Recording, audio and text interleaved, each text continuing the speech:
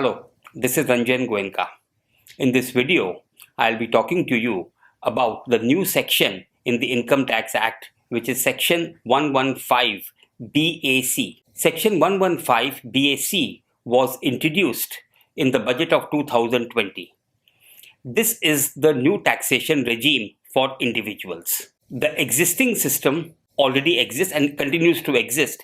The new regime is an alternative to that section. In the new regime, the tax rates has been substantially reduced. However, most of the deductions that an individual was availing on their income has been removed. On one side, tax rates have been lowered. Other side, the deductions has been removed. So now it is a choice of each individual to actually compute his taxation based on both the systems, the old existing one and the new regime, and depending upon where he is benefiting more in terms of tax saving, he can accordingly take a call. Now, when we talk from the TDS ecosystem point of view, each employee is an individual. So based on his income, it is his choice to decide upon which regime he would like to opt for. Accordingly, he has already informed his employer, and the employer has deducted the tax based on the regime that has been opted for. And accordingly, the taxes has been deducted,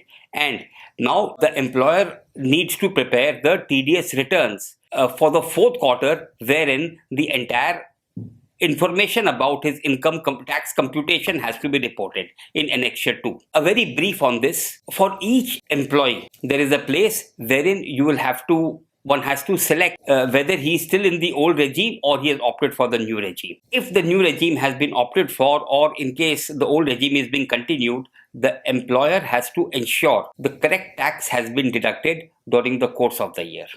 And this should be properly reflected in the Annexure 2 in terms of the total tax deduction and the total computed tax. As always, the computed tax needs to be either lower or equal to the tax that has been paid. Rest of the things remain the same. Just wanted to give a very brief, as I've already said, that all deductions has been practically done away with.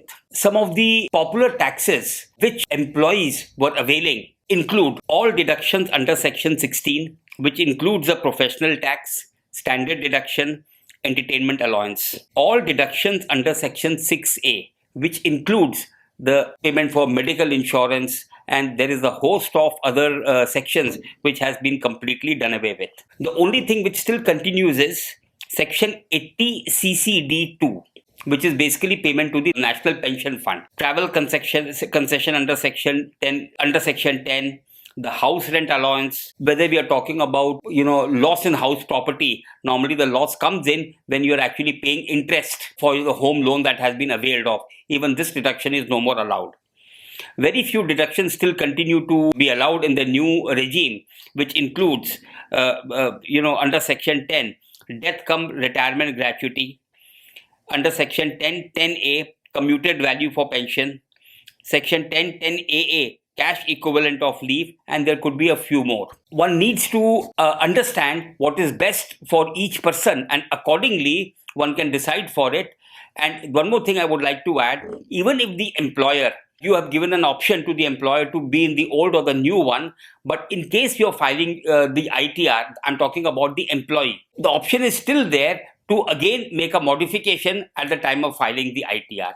Ultimately, it is the final ITR that you submit is going to determine your taxes. I hope you found this video useful. Thank you for your time.